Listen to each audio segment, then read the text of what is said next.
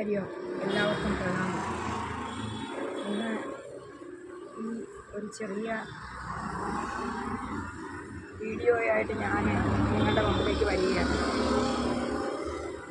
ഒരു മഹാസംഗമത്തിനുള്ള തുടക്കം കുറിച്ചിരിക്കുകയാണ്.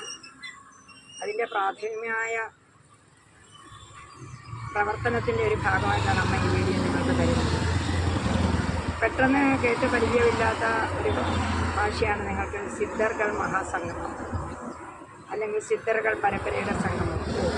ഞങ്ങൾക്കിപ്പോൾ ഇതെന്ത് വേണം? ഇഷ്ടമാതിരി ദേവന്മാരും ദേവതകളും ഉള്ള ഈ കേരളത്തിൽ ഇതൊട്ടൊന്നും സാധിച്ചു തരാൻ പറ്റാത്ത കാര്യമാണോ ഇനി ഈ സിദ്ധർകൾ സാധിച്ചു തരുന്നതെന്നായിരിക്കും നിങ്ങളുടെ ചെറിയ മനസ്സിൽ. നിങ്ങളുടെ ചെറിയ മനസ്സാണ്. വലിയ മനസ്സുള്ളവർക്കറിയാം എന്താണ് സംഗതി. ഇപ്പോൾ എന്നെ സംബന്ധിച്ചിടത്തോളം 80കളിലേക്ക് നീങ്ങുന്ന ഒരു അമ്മയെന്നുള്ള നിലയ്ക്ക് പ്രബോധിപ്പിക്കുക എന്നുള്ളതല്ല. നിങ്ങളെ കയ്യിൽ പിടിച്ച ഹരിശ്രീ ഗണപതയെ നമസ്തു എഴുതാൻ പറ്റത്തില്ല. പക്ഷെ ഞാൻ പറയും, എൻ്റെ ശ്വാസം നിലയ്ക്കുന്നവരെ ഞാൻ നിങ്ങളോട് നല്ല കാര്യം പറഞ്ഞു. ഒന്നുകിൽ എന്തിട്ടെങ്കിലും ശരി, പെട്ടെന്ന് തന്നെ എന്നെ മനസ്സിലായ കുറേ പേര് പെട്ടെന്ന് തന്നെ അത് സബ്സ്ക്രൈബ് ചെയ്തവർ സബ്സ്ക്രൈബേഴ്സ് ഉണ്ട്, കമൻറ്റ് ചെയ്യുന്നുണ്ട്. ഇതിപ്പോൾ കമൻറ്റ് ചെയ്യാനോ വൈറലാകാനോ ഒന്നും അല്ല എൻ്റെ പൊന്നു മക്കളെ പറയുന്നത്.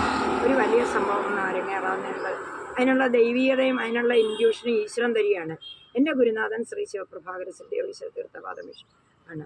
പിന്നെ ഇത് ശ്രീ കാവിൽപ്പടിക്കൽ ഭദ്രകാളി ക്ഷേത്രമാണ്. എൻ്റെ മറുദേവതയാണ്. ഒരു മണ്ണടിയിൽ നിന്ന് വന്നിരിക്കുകയാണ്. ഇതിൻ്റെ പുറകിലാണ് ഞാൻ താമസിക്കുന്നത്. നടന്നു വന്ന് ഇവിടെ നിന്ന് ഞാനിതിടുന്നത് ഒരു സത്യസന്ധമായ ഒരു വീഡിയോ ആയതുകൊണ്ടാണ് ഞാൻ ഈ ദേവാലയത്തിന് നേരെ മുന്നിൽ തന്നെ വന്നിടുന്നത്. സത്യമല്ലാത്ത ഒന്നും എൻ്റെ കയ്യിലില്ല. സത്യമല്ലാത്ത ഒന്നും ഞാൻ ചെയ്യത്തില്ല. പരമമായ സത്യത്തെ ഉപാസിക്കുന്നതുകൊണ്ടാണ്. നിങ്ങളാരും ഒട്ടും കൊരവയും കോലാഹലവും ഒന്നും ഇല്ലാതെ ഇവിടുന്ന് ഞാൻ ഒരു ഉച്ചയ്ക്ക് ഞാൻ ഉച്ചയ്ക്ക് 12 മണിക്ക് ഇവിടുന്ന് തിരിച്ചു. 10 മണിക്ക് മുമ്പ് ഭഗവാൻ ശബരിമല കയറി തൊഴുതി വയസ്സായ ശരീരമായിട്ട് പോലീസുകാർ പോലും എങ്ങനെ കയറുന്നു. തിരിച്ച് ഇന്നലെ വെളുപ്പാങ്കാലത്ത് തന്നെ തിരിച്ചു വന്നു. ഒരു രാത്രി ഒരു പകലും കൊണ്ട് ഞാൻ ഭഗവാൻ എന്നെ കൊണ്ട് എനിക്കെന്താ ഒരു സത്യമുണ്ട്. അതേമാതിരി സത്യത്തെ മുൻനിർത്തി ശബരിമല പോയി ഞാൻ ഭഗവാന്റെ അനുവാദം വാങ്ങി. ഇപ്പോഴത്തെ മേൽശാന്തിയെ കണ്ട് അദ്ദേഹത്തിന് നിങ്ങളോട് പറയുകയാണ്, ഇന്ന് നിങ്ങൾ എന്താണ് ചെയ്തുകൊണ്ടിരിക്കുന്നത് എന്നുള്ളത് നിങ്ങൾക്ക് അറിഞ്ഞുകൂടാ. ഇനി വരാനിരിക്കുന്ന ഒരു 3-4 മാസം നിങ്ങൾ എന്താകുമെന്ന് നിങ്ങൾക്ക് അറിഞ്ഞുകൂടാ. ഇവിടെ ശബ്ദമലിനീകരണമേ ഞാൻ കേൾക്കുന്നുള്ളൂ. കാരണം എന്താ, അങ്ങോട്ടും ഇങ്ങോട്ടും ചെളിവാരി എറിയുകയാണ് ഹിന്ദു സമൂഹം. നിൻ്റെ അച്ഛനാരാ. ഇവിടെ ശുദ്ധമായ ജനിതക ഘടകങ്ങൾ നമുക്ക് ആർക്കും ഇല്ല. കാരണം മനുഷ്യൻ മൃഗത്തിൽ നിന്ന് പരിണാമം ചെയ്ത് വന്നവനാണെന്നാണ് നിങ്ങളുടെ ശാസ്ത്രം പറയുന്നത്. ഡാർവിൻ്റെ സിദ്ധാന്തമാണല്ലോ നിങ്ങൾ കേൾക്കുന്നത്. പക്ഷെ ഞങ്ങൾ ഋഷിമാർ ഏകദേശം അതൊക്കെ അംഗീകരിച്ചിട്ടുണ്ട്. അപ്പോൾ നിങ്ങളിങ്ങനെ ഞാൻ അങ്ങോട്ടും ഇങ്ങോട്ടും എന്താ പറയുന്നത്, അസംഖ്യവർഷങ്ങളാണ് സന്യാസിമാരുടെ പാതയിൽ നിന്ന് ഓരോരോ വലിയ സന്യാസി മഠങ്ങളുടെ മുന്നിലിരുന്നുകൊണ്ട് അങ്ങോട്ടും ഇങ്ങോട്ടും ചീത്ത വിളിക്കാണ്. ഈ പിതൃത്വത്തെ വരെ പറ്റി ഇത് നശിച്ചു പോകാനുള്ള ഒരു കാലഘട്ടത്തിലേക്കാണ് നിങ്ങൾ നീങ്ങുന്നത്.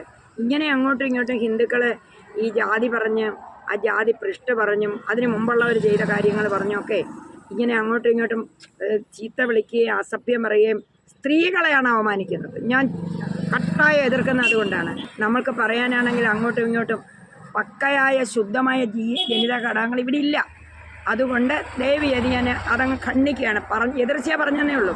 രാവിലെ നമ്മൾ കേൾക്കുന്ന പത്രവും സോഷ്യൽ മീഡിയയും ഇതൊക്കെ തന്നെ ഇതിനേ ഉള്ളോ നേരം. ഇനി ഇതേ വരുന്നു ഗംഭീരമായ ഇലക്ഷൻ. അങ്ങോട്ടും ഇങ്ങോട്ടും ചെളിവാരി എറിഞ്ഞുകൊണ്ടുള്ള ശബ്ദ കോലാഹലങ്ങളും മൈക്കുകളും പ്രഭാഷണങ്ങളും കേൾക്കാം. ഇതെല്ലാം മലയാളിക്ക് എന്തിനാ മക്കളെ? അതായത് ഒരു ദിവസം കഴിയണമെങ്കിൽ 1000 രൂപ വേണം. പക്കയായിട്ട് വേണം. കുറഞ്ഞ ഒരു മിഡിൽ ക്ലാസ് ഫാമിലിക്ക് തീരത്താണ്. അതിലും വലിയവർക്ക് അതിൽ കൂടുതൽ വേണം. നമ്മളുടെ കുട്ടികൾക്ക് പഠിക്കണം, നമ്മളുടെ കുട്ടികൾക്ക് ഫീസ് വേണം, നമ്മൾക്ക് നല്ല ആഹാരം വേണം, വാർദ്ധക്യത്തിലെത്തിയവർക്ക് മരുന്ന് വേണം, സ്വസ്ഥത വേണം. ഇതാണോ വേണ്ടത്? അതോ അങ്ങോട്ടും ഇങ്ങോട്ടും പിതൃത്വത്തെ ചൊല്ലിക്കൊണ്ട് സ്ത്രീകളെ അവമാനിക്കുകയാണ് വേണ്ടത്? എവിടെ സ്ത്രീയെ അവമാനിക്കുന്നു ആ നാട് നശിച്ചു പോകും. ഈ കേരളത്തിൽ നിന്ന് മിക്കവാറും ജനങ്ങൾ ഇവിടുന്ന് വെക്കേറ്റ് ചെയ്യാനുള്ള ഇടയുണ്ട്. കാരണം നിങ്ങൾ വേണ്ടതല്ല ചിന്തിക്കുന്നത്. വേണ്ടത് ഞങ്ങൾ ഗുരുക്കന്മാരിവിടെ ഉണ്ട്. ഒരു ഗുരുവും ജാതി പറഞ്ഞിട്ടില്ല. ഇവിടെ വേണ്ടത് എന്താണ്? അല്പം സമാധാനം, നല്ല ബുദ്ധി, ധനസമൃദ്ധി, ഇതല്ലേ വേണ്ടത്. ഇതിന് വേണ്ട കാര്യങ്ങളുമായിട്ടാണ് ഞാൻ ഇറങ്ങി തിരിച്ചിരിക്കുന്നത് ഈ 2025. കേട്ടല്ലോ എന്ത് ചെയ്യാനാണെന്ന്. ഇവിടെ ആയുർവേദം, യോഗശാസ്ത്രം, മനുഷ്യശാസ്ത്രം ഇതെല്ലാം കണ്ടുപിടിച്ചെടുത്ത് അതിൻ്റെ ഉപജ്ഞാതാക്കളായ ഋഷികളുടെ പരമ്പരയാണ് നമ്മുടെ ആർഷഭാരതം. അതിൽ പ്രധാനികളായിട്ടുള്ള 18 സിദ്ധന്മാർ ദ്രവിഡിയന്മാരാണ്. ദക്ഷിണേന്ത്യയിലുള്ളതാണ്, അഗസ്ത്യർ തൊട്ടിങ്ങോട്ട്. അവരാണ് ഇവിടെ എന്തെങ്കിലും ചെയ്യാൻ ഈ കലിയുഗത്തിൽ ഈ സമയത്ത് എന്തെങ്കിലും നിങ്ങളെ അനുഗ്രഹിക്കണമെങ്കിൽ അവർക്കേ പറ്റുള്ളൂ. ദേവതകൾ പോലും പിന്മാറും, പക്ഷേ ഗുരുക്കന്മാർ പിന്മാറത്തില്ല. ഇവിടെ ആയുർവേദം എന്ന് പറയുന്ന ഒരു വേദമൊന്നും ആരും കൊണ്ടുവന്നില്ല. സിദ്ധവേദമരുന്ന്, സിദ്ധന്മാരാണ് മരുന്നുകൾ കണ്ടുപിടിച്ചത്. അവരാണ് 72,000 നാഡീവ്യൂഹങ്ങളുള്ള ഒരു മനുഷ്യ ശരീരത്തെ, സപ്തധാതുക്കളുള്ള മനുഷ്യ ശരീരത്തെ, പഞ്ചപ്രാണനുള്ള മനുഷ്യ ശരീരത്തെ, 9 ദ്വാരമുള്ള മനുഷ്യ ശരീരത്തെ 9 ഘടകങ്ങളോടുകൂടിയ ഒരു പ്രസ്ഥാനമാണെന്ന് കണ്ടുപിടിച്ചിട്ട് അത് സ്വസ്ഥമായിട്ട് സുഖമായിട്ട് കൊണ്ടുപോയി ഒരു ജന്മം പൂർത്തിയാക്കി അടുത്ത തലമുറയ്ക്ക് ജന്മം കൊടുത്തു. ആ അടുത്ത തലമുറയ്ക്ക് സുഖമായിട്ട് കഴിയാൻ ശ്രേയസ്സും പ്രേയസ്സും എങ്ങനെ വേണമെന്ന് പറഞ്ഞു തന്ന സിദ്ധപുരുഷന്മാർ. അവർ അമ്മേ നാരായണ എന്ന് നമ്മളൊന്ന് വിളിച്ചാൽ ആദ്യം എത്തുന്ന സിദ്ധർക്കാരിയാണ്. നമ്മുടെ ഈ ഭൂമണ്ഡലത്തിന് തൊട്ടടുത്താണ് സിദ്ധലോകം. മഹായോഗിയായ ശ്രീ ശിവപ്രഭാകര സിദ്ധയോഗിയാണ് എനിക്കിത് പറഞ്ഞത്. മരണമില്ലാത്ത യോഗി എന്ന് പറഞ്ഞിരുന്ന തേടുകയാണ് ആളുകൾ അദ്ദേഹത്തിന്. എങ്ങനെ കിട്ടി? ആർക്കും കിട്ടിയില്ല. ഈ ക്ഷേത്രം കണ്ടല്ലോ, ഈ ക്ഷേത്രത്തിൻ്റെ കോമ്പൗണ്ടിൽ എൻ്റെ പിതാവിനോടൊപ്പം എത്ര വർഷങ്ങൾ അദ്ദേഹം ചെലവഴിച്ചു എന്നുള്ളതൊന്നും എനിക്ക് കണക്കെടുക്കാനൊക്കത്തില്ല. 50കളിൽ തുടങ്ങി 85ലാണ് ഞാൻ വരുന്നത്. എൻ്റെ പിതാവ് ഗുരുദാസ് ശിവയോഗി എന്ന് പേരുള്ള പത്മനാഭ പണിക്കർ സ്വാമി എന്ന് പറഞ്ഞാൽ അദ്ദേഹം വരുന്ന ആ അമ്പലത്തിൻ്റെ മാനേജർ. 50 കൊല്ലം അദ്ദേഹത്തിൻ്റെ ജനസിലാണ് ഇവിടെ ക്യാമ്പ് അടിച്ച് സ്വാമി നിന്നത്. ഞാൻ 85 അദ്ദേഹത്തിനുള്ള വരുന്നത്. അത്രയും കാലം ഒരു മഹായോഗി ഇവിടെ പാദം പതിഞ്ഞ മണ്ണാണ് ചിങ്ങോലി. ഒരുപാട് ബുദ്ധിമുട്ടുകൾ എനിക്കുണ്ട്, കുടുംബപരമായ ബുദ്ധിമുട്ടുകളുണ്ട്, ശത്രുപീഠകളുണ്ട്, ഒരുപാട്. എങ്കിലും ഞാൻ പോകാത്ത എൻ്റെ ഗുരുനാഥൻ ഇവിടെ സഞ്ചരിച്ച എന്തോ ഒരു ഉദ്ദേശത്തിൻ്റെ പുറത്താണ്. ആ ഉദ്ദേശം ക്രമേണ പൊട്ടി വിരിഞ്ഞു വരികയാണ്.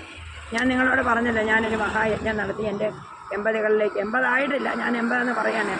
ഇൻ ബിറ്റ്വീൻ 77 and 80 പറയാണ്. എനിക്കൊരു കർത്തവ്യമുണ്ടെന്ന് എൻ്റെ ഗുരുനാഥൻ പറഞ്ഞിട്ടുണ്ട്. ആ കർത്തവ്യമാണ് സിദ്ധപുരുഷന്മാരുടെ ശ്രദ്ധ നമ്മുടെ ഭൂമിയിലേക്ക് കൊണ്ടുവരിക. ചിങ്ങോലിയിലേക്കല്ല, ഭൂമിയിലേക്ക് കൊണ്ടുവരിക. അവരെ ഒന്ന് ആകർഷിക്കുക. അവരെ ആകർഷിക്കാൻ പറ്റുന്നവരല്ല, ഒരു തരത്തിലും ആകർഷിക്കാൻ പറ്റുന്നവരല്ല. അവധൂത സ്വഭാവം. പിന്നെ എങ്ങനെ സത്യധർമാദികൾ നിലനിർത്താൻ പരിശ്രമിക്കുന്നു എന്ന് കണ്ടാൽ അനുഗ്രഹം വാരിക്കോരി ചൊരിയുന്നവരാണ്. പ്രത്യേകിച്ച് ആരോഗ്യ രംഗം നമുക്ക് വേണ്ടത് അതാണ്. നമ്മളെ പെട്ടെന്ന് മരണം വന്നുകൊണ്ടിരിക്കുകയാണ് ചെയ്യുന്നത്. കാരണം ഈ ശബ്ദത്തിൽ നിന്നാണ് നമുക്കുണ്ടാകുന്ന രോഗങ്ങൾ. ദുർശബ്ദങ്ങൾ. അപ്പോൾ ശബ്ദ ചികിത്സ എന്ന് തന്നെ പറഞ്ഞുണ്ട് സിദ്ധവേദത്തിൽ. അതുകൊണ്ട് ഞാൻ അതെല്ലാം അറിയാവുന്ന ആളുകളോട് കണ്ട് പഠിച്ചിരിക്കുകയാണ്. ഈ പരമ്പരപ്പെട്ട 18 പേരും, ഈ 18 പേരുടെ പരമ്പരപ്പെട്ടവരും മുന്നോട്ട് വന്നിരിക്കുകയാണ് അമ്മയോടൊപ്പം. കാര്യം അമ്മയെ എല്ലാവർക്കും അറിയാമല്ലോ, ഒരു കാര്യലാഭത്തിനുമല്ല, മറിച്ച് നിങ്ങൾക്ക് സുഖം കിട്ടും, നിങ്ങൾക്ക് ധനസമൃദ്ധി ഉണ്ടാകണം, നിങ്ങൾക്ക് കുടുംബം നന്നാകണം. കുടുംബം ഒരിക്കലും നശിക്കാൻ പാടില്ല. ഒരു ഹൈന്ദവ ശാസ്ത്രമനുസരിച്ചിട്ട് ആചാരപ്രഭവോ ധർമ്മ പഞ്ചയജ്ഞ പ്രധാനമാണ്. അത് പ്രധാനമാണ് ഋഷികളെ അംഗീകരിക്കുക എന്നുള്ളത്. നമ്മൾ ദേവഗണം പിതൃഗണം ഒക്കെ വീട്ടും, പക്ഷേ ഋഷികടം വീട്ടുന്നവരല്ല. ഋഷികളെന്ന് പറയുന്ന ഗുരുക്കന്മാരാണ്, അവരെ നിന്ദിക്കുകയാണ് ചെയ്യുന്നത്. അതുകൊണ്ട് ആ ഋഷികടം വീട്ടാൻ മനുഷ്യകുലത്തിന്, പ്രത്യേകിച്ച് ഹിന്ദു സമൂഹത്തെ പ്രേരിപ്പിക്കാനാണ് ഞാൻ ഈ സിദ്ധ സംഗമം സംഘടിപ്പിച്ചിരിക്കുന്നത്. അതിലൊരു ഇതുമില്ല. ധാരാളം വെയിൽ കൊള്ളേണ്ടി വരും. ഇന്നിപ്പോൾ കാർ ഡ്രൈവർ വന്നിട്ടില്ല, വെയിലത്തേക്ക് ഇറങ്ങിയിരിക്കാനാണ്. ഞാനൊരു ഡോക്ടറെ കാണാനായിട്ട്, ഒരു പെൺകുട്ടിയാണ്. വളരെ അപൂർവമായിട്ടാണ് പെൺകുട്ടികൾ സിദ്ധ മെഡിസിൻ പഠിക്കുന്നത്. കാറില്ല, അല്ലെങ്കിൽ ഞാൻ എങ്ങനെയെങ്കിലും പോകും. നിങ്ങൾക്ക് വേണ്ടിയിട്ടാണ്, എനിക്ക് വേണ്ടിയിട്ടല്ല. അതുകൊണ്ട് ഇത് എൻ്റെ ഈ ഉദ്യമത്തിൽ താല്പര്യമുള്ളവർ നിങ്ങൾക്കെല്ലാം ഞാൻ നടത്തിത്തരാം. കാരണം നിങ്ങൾക്ക് കോണ്ടാക്ട് ചെയ്ത് തരാം. എനിക്കല്ല കണ്ണല്ലാത്തെല്ലാം പന്നാക്കി തരാമെന്ന് ഒറ്റപ്പെടുത്തില്ല. ഈ പരമ്പരപ്പെട്ടവരെ ഞാൻ നിങ്ങൾക്ക് കണക്ട് ചെയ്ത് തരാം. 18 പേരുണ്ട്. പ്രഭാകര സിദ്ധയോഗി, പാമ്പാട്ടി സിദ്ധർ എന്നാണ് പറയുന്നത്, അഗസ്ത്യർ തൊട്ട്. ഇവരുടെ പരമ്പരയെ ഞാൻ ഒരൊറ്റ സ്ഥലത്തേക്ക്, ഒരു പ്ലാറ്റ്ഫോമിൽ കൊണ്ടുവരാൻ ശ്രമിക്കുകയാണ്. അവരെ എല്ലാവരും പറയുന്ന പരമ്പര എല്ലാം എന്നോട് വളരെ അപൂർവമായ വൈദ്യന്മാരുണ്ട്. അവരെല്ലാം അനുകൂലിച്ചിട്ടാണ് മുന്നോട്ട് വന്നിട്ടുണ്ട്. ഇനി വരേണ്ടത് നിങ്ങളാണ്. നിങ്ങൾ ലക്ഷങ്ങൾ മുടക്കി സൂപ്പർ സ്പെഷ്യാലിറ്റി പോകും. കണ്ണിനൊരു സ്പെഷ്യാലിസ്റ്റ്, കാതിനൊരു സ്പെഷ്യാലിസ്റ്റ്, കൈക്കൊരു സ്പെഷ്യലിസ്റ്റ്, പിന്നെ മുട്ടിനൊരു സ്പെഷ്യലിസ്റ്റ്, ഇങ്ങനെ പോകുന്ന നിങ്ങളോട് ഞാൻ പറയുകയാണ്. ഈ ബോഡി മൊത്തമായിട്ട് അറിയാവുന്ന ആളുകളാണ് സിദ്ധ വൈദ്യന്മാർ, സിദ്ധർകൾ. ഈ ഉച്ചി തൊട്ടുള്ള കാല് വരെ. നിങ്ങൾക്ക് ഈ 18 പേരിൽ ആരെ വേണമെങ്കിലും ഞാൻ കണക്ട് ചെയ്യാം പരമ്പരപ്പെട്ടത്. ആ വേദിയിൽ വരുന്ന സമയത്ത് നിങ്ങൾക്ക് ഇഷ്ടമുള്ള ആളുകളായിട്ട് നിങ്ങൾക്ക് കണക്ട് ചെയ്യാം. നിങ്ങളുടെ പൂർവ്വവാസന അനുസരിച്ച് ഏതെങ്കിലും ഒരു പരമ്പരപ്പെട്ടത് നിങ്ങൾക്കുണ്ട്. പക്ഷേ ഒരു കാര്യം, നേരത്തെ രജിസ്റ്റർ ചെയ്യണം. അറിയാമല്ലോ, ഇതൊരു സാധാരണ രാഷ്ട്രീയ സംഘടനയോ കലാസംഘടനയോ സാമൂഹ്യ സംഘടനയായിട്ടോ ഒന്നും ചെയ്യാൻ പറ്റുന്നതല്ല. ഇത് ഒരുപാട് ബുദ്ധിമുട്ടിയെങ്കിൽ മാത്രമേ ഇത് ആവിഷ്കരിക്കാൻ പറ്റുള്ളൂ. എന്തെങ്കിലും ആയാട്ടെ, എന്തായാലും ഗുരുവിൻ്റെ പ്രഭാകര സിദ്ധേശ്വരൻ്റെ ഒരു നിർദ്ദേശവും അദ്ദേഹത്തിൻ്റെ ഒരു ഇൻഡ്യൂഷനും അദ്ദേഹം പറഞ്ഞ് ഇത് എനിക്ക് തരുന്ന ഡിറക്ഷൻ അനുസരിച്ചാണ് ഞാൻ ഇറങ്ങിയിരിക്കുന്നത്. നിങ്ങൾ രജിസ്റ്റർ ചെയ്യണം. എൻ്റെ നമ്പർ ഞാനിവിടെ കൊടുക്കും. വൻ തുകയോ നിങ്ങളുടെ കുടുംബ എഴുതി തരണം എന്നൊന്നും ഞാൻ പറയുന്നില്ല. പക്ഷേ നിങ്ങൾ വരുന്ന കഴിയുമ്പോൾ നിങ്ങൾക്ക് ആഹാരം തരണം, നിങ്ങൾക്ക് ഇരിപ്പിടം തരണം, സൗകര്യങ്ങൾ ചെയ്യണം. അപ്പോൾ അത് പക്കാ സന്യാസിമാരാണ്. ഇതിനകത്ത് സന്യാസിയല്ല, ഋഷികുല്യമാണ് വരുന്നത്. രാഷ്ട്രീയമില്ല ഇത് ഇൻട്രസ്റ്റുള്ള കാര്യമല്ലാത്തതുകൊണ്ട് വളരെ വിരളമായ ആളുകൾ മാത്രമേ അമ്മയോടൊപ്പം നിൽക്കത്തുള്ളൂ. എങ്ങനെ പ്രവർത്തനത്തിന് നിങ്ങൾ വരും. അതുകൊണ്ട് ബഹുമാനപ്പെട്ട ഗൃഹസ്ഥാശ്രമികൾ, നിങ്ങളെല്ലാം വലിയ ആളുകളാണെന്ന് ഞാൻ പറയും. ഞാനൊരു എളിയുള്ള നിങ്ങളെല്ലാം ഒരുപാട് കോണ്ടാക്റ്റ് ഉള്ളവരും പിടിപാടുള്ളവരും രാഷ്ട്രീയമുള്ളവരും ഒക്കെയാണ്.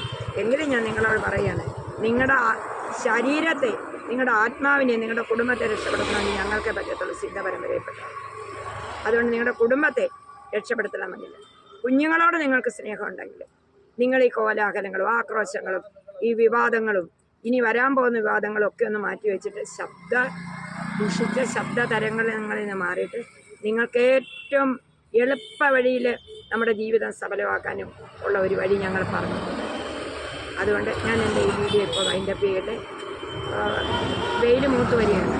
ഞാനിനി സഞ്ചരിച്ചിട്ട് അതുകൊണ്ട് ഞാൻ നിങ്ങളെല്ലാവരും എൻ്റെ നമ്പർ ഇടുന്നതിലേക്ക് ഞങ്ങൾ പങ്കെടുക്കാൻ ആഗ്രഹിക്കുന്നു, അല്ലെങ്കിൽ കമ്മ്യൂണിക്കേറ്റ് ചെയ്യാൻ ആഗ്രഹിക്കുന്നു. നിങ്ങൾക്കിപ്പോൾ ബോഡി പ്രസൻസ് അല്ലെങ്കിൽ നിങ്ങൾക്ക് വരാൻ പറ്റിയില്ലെങ്കിൽ പോലും ഞങ്ങൾക്കിതിൽ താല്പര്യമുണ്ട്. നിങ്ങൾക്ക് ഏത് തരത്തിലെങ്കിലും നിങ്ങൾ എന്നോട് കമ്മ്യൂണിക്കേറ്റ് ചെയ്യുക, കുറേ കാര്യങ്ങൾ ഞാൻ നിങ്ങൾക്ക് ഉപയോഗപ്രദമാക്കി തരാം തീർച്ചയായിട്ടും. ജയ് ഗുരുദേവ്.